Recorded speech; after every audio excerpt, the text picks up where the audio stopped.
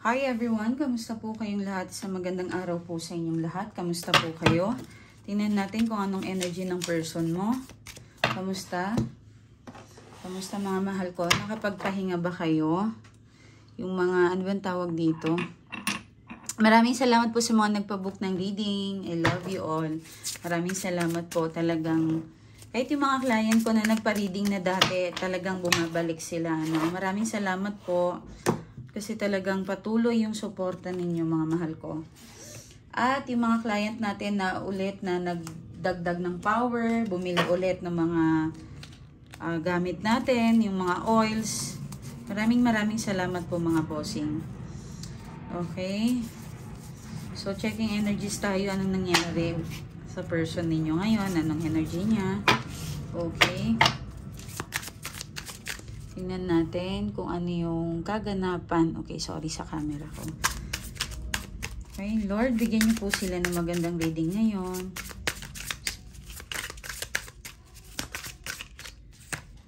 Okay, Ace of Pentacles. Wow. Ganda, ha? Huwag ka. Meron siyang inaasahang coming. Okay. Oh my God. Ang ganda to. Siguro yun ba sa inyong dating pa lang? Okay? Well, general po ito. Hindi po ito lahat makaka-resonate. Pwede naman makaka-resonate lahat ng kwento mo. Okay? Makaka-resonate kayo, makaka-relate kayo. Pero, iba pa rin yung personal reading ninyo. Yung kayo talaga. Mas maganda mainam magpa-personal reading po kayo. Pero kung wala po kayong budget talaga, ay minsan nakukuha po yan yung inyong energy. So, pero marami lang po talaga kayo dito. Ace of Pentacles and Knight of Cups and Four of Swords. Okay. Mukhang ito yung nakita ko parang nangyari na eh. Past to eh. Pwede naman possible may inaasahan siyang new coming na blessings para sa inyo or para sa iyo. Okay? Sa mga single dyan, maaaring itong time na ito ay makakakilala ka ng lalaki para sa iyo. Ano?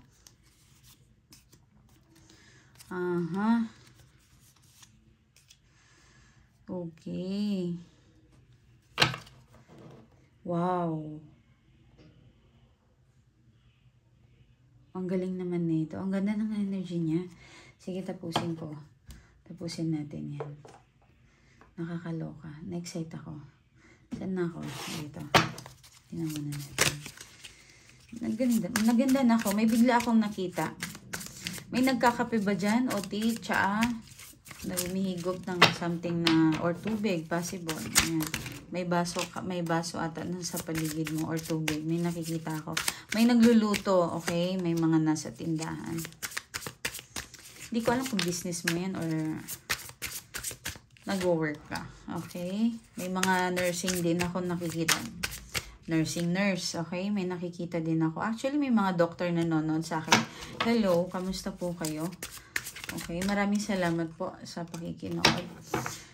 So, hindi niya to expected na mangyayari to. I-explain ko sa inyo mamaya sa inyo. Okay. Ace of Pentacles and King of Cups, Four of Swords, and Four of Pentacles.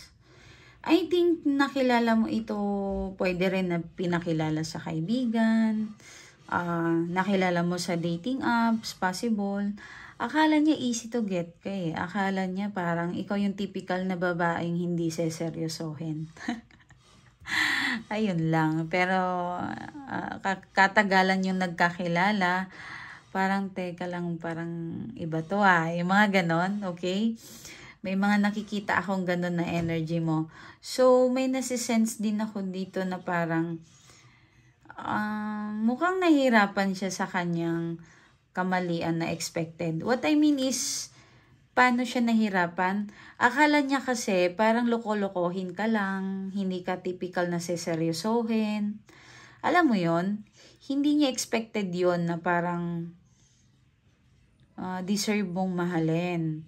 So, hindi niya expected na na-fall na rin siya sa'yo. Parang ganun kayo nagkakilala. Parang yung expect niya kasi na, sorry yung titikman ka lang, liligawan, yan. Pero hanggang sa na-attach na siya sa'yo, hindi na siya makawala sa feelings niya. Okay, yun ang energy niya ngayon. Malamang nagmumuni-muni itong person na ito ngayon. Nagmumuni-muni siya, flashback siya sa mga nangyayari sa inyo, nag-i-imagine, parang meron isang bagay na kinikip niya, bigay mo or ikaw ang nagbigay, regalo, gamit o anuman. Pwede rin something na lugar. Parang big deal sa kanya ngayon. Pag nakakapagbigay yun ng memories sa kanya, naalala niya yun, nandun yung pain. Nasasaktan talaga siya. Okay? Kasi, ang intentions niya sa'yo hindi pure. Okay? And then, naging kayo, nagkakilala kayo, oops, teka lang, parang nagkamali ako Diba? Ito yung typical na tao na dapat seryosohin kasi mabuting tao. Yun, yung expected niya kasi, liligawan ka lang, kukunin, ganon, yung parang peperahan o ano man. Possible din ikaw, maring yung energy ninyo na baliktad kayo. Possible na parang materialistic ka, tapos linigawan mo ito, or ano ba, parang tinanggap mo itong person na ito, pero ang nangyari ay baliktad. Hindi yun ang expected niya. Okay? Na-stuck siya sa'yo. Talagang na-fall tong tao na ito. Okay? Kung dating pa lang kayo, maring nagulat talaga itong tao na ito na parang ganito pala yung tao na ito na dinidate ko. Hindi niya deserve saktan. Diba? Ang haba ng hair ninyo. Yan yung ano. So, kung lalaki ka, kung nanonood ka, possible po na makakatagpo pa kayo ng isa para sa inyo. Totoo yun. Mag-try and try lang po kayo. Kung nanonood ka, na single ka, niloko ka man ng asawa mo, meron. Okay? Makakatagpo ka, gumalaw ka. Meron pang magmamahal sa inyo. Okay? So, kung any kind naman to, LGBTQ, bahala na kayo mag-divert ng energy ng person mo. Okay? So, parang ang dami nyong gusto na nakuha nyo din naman. Yakap nyo na Hawak nyo na kumbaga Kumbaga marami kayong naging pangarap ng person mo, nakasama ka. Okay? Ano to? Protective from negative force beyond your control. Okay. Web siya, kung makikita nyo, may web dyan Web ng spider. Para sa amin, iswerte ang web ng spider. Diba? So, siguro, you are dealing with the person na parang nagiging seloso na siya sa'yo, overprotected na siya sa'yo. Tapos, siya yung klaseng tao na parang takot siya sa sarili niyang multo. Diba? Minsan nakakatakot yung mga sobrang seloso o selosa. Yan pala sila na pala yung gumagawa ng mali. Dark woman, okay? Dealing or relationship with a woman with dark ano to? Possible na hindi naman. Sabi ko nga minsan lang ako nag-oracle ng cards Okay, kasi ang dark ang oracle kasi minsan kasi kinakalaban niya yung tarot. Okay, para sa akin in general, kahit anong energy, dark or brown or blonde ba yan, baka nagpa-color ka ng buhok mo, okay?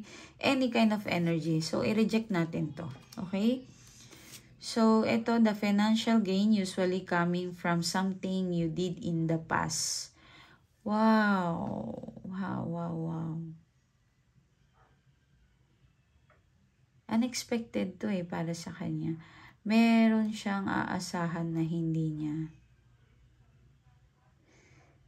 niya expected to. Maganda. So, may nakikita tayong dolphin, may nasa-sense din ako, meron siyang kino-contact person from the past. Okay, huwag kayong ma-hurt, huwag kayong makabahan. Energy lang naman ito. Maring kinakamusta niya lang, stalking, okay? Pwede financial, but pwede rin itong energy ng person, okay? Any kind na basta energy siya. Unexpected ito. Okay, maganda pa rin. So, maging happy kayo sa person ninyo kasi kahit pa paano is meron pa rin siyang makukuha na blessings. Kung hindi to blessings, maring may person na makakatulong sa kanya. And unexpected din ito. Okay? So, Queen of Cups and Ten of Pentacles, sorry. And Ace of Cups, mahal na mahal na mahal niya sobra ang pamilya niya. Okay?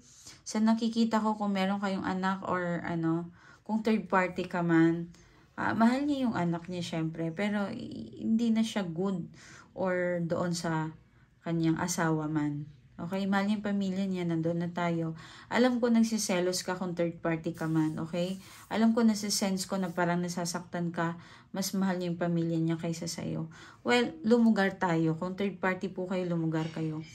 Kung sa tingin ko na you're dealing with may edad na, busy ito, sasakahan ba, lupa? May bigla akong nakitang lupa eh. Busy siya and parang may coming blessing sa kanya. And nagwo-worry din siya sa'yo kung kamusta ka na. Curious din ito. Nakikurious din siya. Nahihirapan siya mag-move on. Kung third party ka ha, correction kung third party ka. Okay? Parang yun, namimiss ka niya, tinitingnan ka niya. Actually, parang binibisi niya yung sarili niya sa business, lupa o ano man ito para hindi ka niya laging maalala. Kasi nahihirapan siya mag-move on eh. Okay? Kung third party ka. Kung ito naman ay hindi ka third party, possible po na gusto niyang makasama kung may anak kayo. Yung cats and dog ay pwede po yon maging energy na magiging anak ninyo. Kung anak talagang turing nyo sa mga hayop, lalabas at lalabas yon, okay? Yun yung anak ninyo, yung person ninyo. Ako, sabihin nyo ng OA, pero anak din po yan talaga kapag minahal natin yung mga cats and dog. Even snake, even spider o ano man. Kung saan kayo naging masaya, na tinuring nyo ng anak yan. Okay? Naintindihan? Hindi, alam ko matatawa kayo, pero ganun talaga. Kung anak nyo yung turing niya, kahit animal yan, anak nyo yan. Okay? Totoo. And God bless you. God bless you talaga. Sa mga taong mabubuti sa hayop, God bless you. Ang laki ng paraiso ninyo, promise. Napakabuti niyong tao. Kasi alam nyo yung hindi ko mabanggit sa sa dila ko. Yung taong nagbabalik. Ano ba yun? Nakalimutan ko talaga. Totoo po yun. Incarnation, yon, incarnation. Hindi ko alam baka kung mali ang pronunciation ko. Basta, totoo po yung incarnation na yun. Mari sa past life ko ay, ano na ako dati, alam mo yun, nasa ibang mundo ako, pwede rin. Malay mo, nasa ibang ano ka na naman, diba? And God bless you talaga. Yung mga mabubuti sa hayop, hindi natin alam, baka next year ay maging ganun tayo, diba? Napakahirap nun na may gusto tayo na hindi tayo makakapagsalita. Kinukulong tayo. Kaya kayo dyan, yung mga nagsasabing mabuting tao pero nakakulong ang mga hayop ninyo, paano kayo nagiging mabuting tao? Samantala yung turing nyo sa mga hayop ay parang hayop na talaga. Grabe naman. Hindi pinapakain. Hindi ako naniniwala yung aso na isang beses lang pakainin. Wag naman ganun. Meron akong narinig na ganun, nagalit ako. 'Di ba? Pwede nga iwanan mo pang merenda eh, 'di ba? Hindi ako naniniwala sa diet na kung ano. Parang tao din yan eh. Hello, nagugutom din yan. Yung tubig, especially yung tubig, dapat meron silang lagi. Okay? Malay mo, in the past life, magiging aso ka. Tapos, alam mo kung anong ginawa mo sa hayop, yun ang mangyayari sa'yo. Totoo yun. Paparusahan ka rin ng Diyos. Ibabalik sa'yo yun. Kaya maging mabuti tayo lagi sa mga paligid natin. Anyway, sa Five of Cups and Six of Swords, ayan, masyado siyang nahihirapan. Pag lagi kanyang nakikita, siguro yung mga breakup na pag lagi kanyang nakikita, nahihirapan siyang mag-move forward. Nahihirapan siyang mag-move on. Yun ang totoo. Baka hindi niya lang talaga masabi to sa'yo. Okay? So, doon tayo sa inyong reading naman. Tingnan natin. Sa reading. Okay, kayo, kamusta kayo? Basta ang importante ay nakapahinga kayo. Maraming salamat po sa mga nag-worry sa akin. Okay, mag-alala, okay na po ako. sakto lang na meron tayong, ano to, the truth emotion, ano to. Okay. Okay, tingnan natin dito. Gamitin natin yung oracle nito. The Confessions of Soulmate.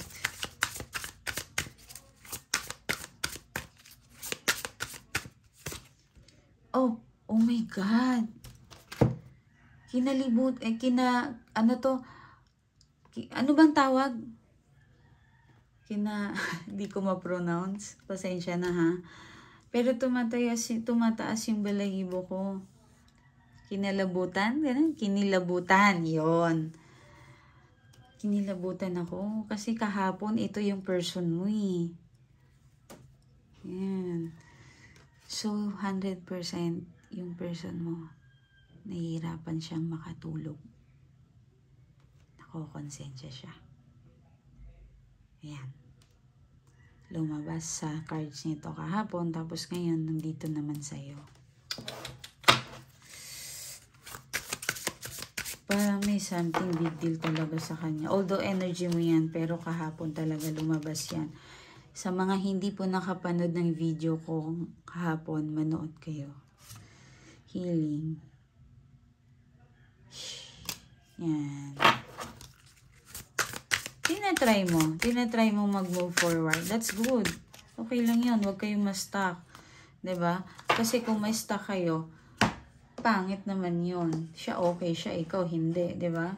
Parang lahat nakukuha niya yung gusto niya. Mamaya sasabihin ko sa inyo kung ano. Ano to?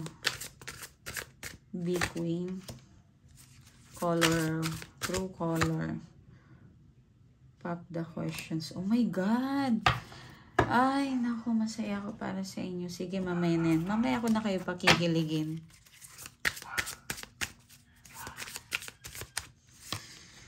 Okay, the Judgment.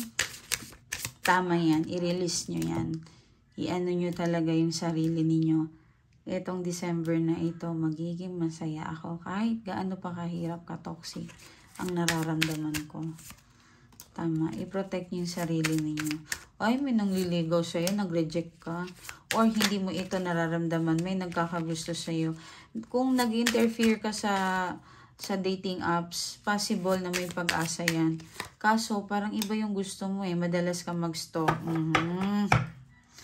Nagbabantay ka. Siguro yung iba sa inyo, malamang kausap nyo pa rin yung mga ex ninyo. May friendship pa rin nangyayari. Okay? The Judgment and Four of Cups. Ito yung sinasabi ko, may nagkakagusto sa inyo pero parang hindi nyo iniisip masyado to. Okay? And meron ako ditong Ace of Wands. Meron din tayong the Sun. Okay? Kung ano yung iniisip mo or manifestations mo, meron kayong answer prayer. That's good news. Bawas-bawasan ninyo yung pag-stalking. Okay? Kasi magke-create lang sa'yo ng negative. Bawas-bawasan nyo yan. So, eto, yun nga, sabi ko sa inyo, maaaring hindi talaga nakakatulog yung ex mo, boyfriend mo, asawa mo, o sino man ito ka-deal mo. Kasi lumabas talaga ito kahapon. Okay, so, ito yung gusto ko sa inyo. Okay, I'm healing in the frame from the past. I'm working and letting go. So I can be free for the fully love you. Your love give me hope as I am healing my past and childhood trauma. Yung iba sa inyo meron something, meron kayong napagdaanan na hindi maganda, na nadadala ninyo dyan sa relasyon ninyo. So, ang nangyayari, magka-crack talaga yan pag dinadala nyo. Tama itong decision ninyo na mag-heal na kayo. Okay? My word, everything revolve around you. I keep you in mind when I'm making decisions, and I include you. Okay, every action since I love doing in my life, you mean so much to me. Without you, I feel nothing. Naiintindihan ko naman kayo kung hindi kayo makamove on. Okay lang yon. Ang pag-move on kasi is process. even your person. But I think yung person mo nag-enjoy, ano? Yung broke up time ninyo nag-enjoy. Nagsaya, happy-happy, tapos boom, bigla siyang tinira ng kalungkutan, ano? Bigla siyang naging malungkot. Kasi nakikita kanya na parang okay ka na eh. Yan. Teka, parang hindi to siya nasaktan. Parang ganon. So, late siya naapektuhan ng kalungkutan. Okay? So, dito naman ay Queen, B Queen. Secured, confident, boss, bitch, career, confused. Okay, meron tayong nakikita dito na parang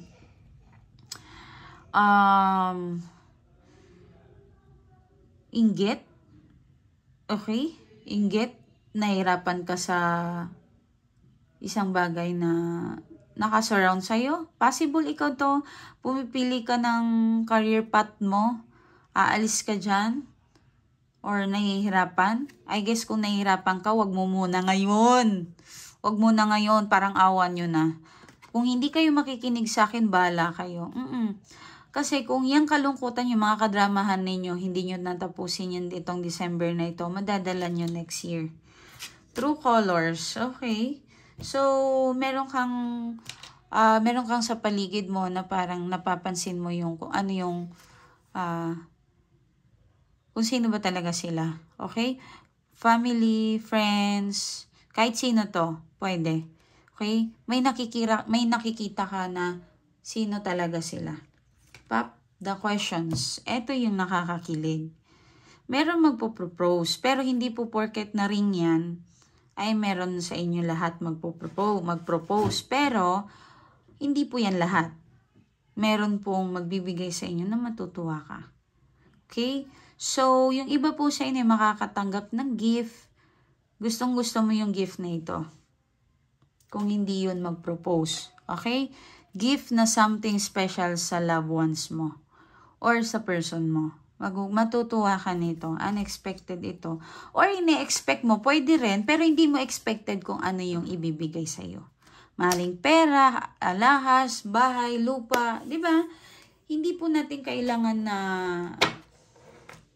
ano yung expected mo, pakakasalan ka ng boyfriend mo. Hindi, huwag kayo laging mag-expect ng ganon. Alam nyo, stop living in a, ano ba yun? Ano ba yung kwento ng yung mga pocketbook,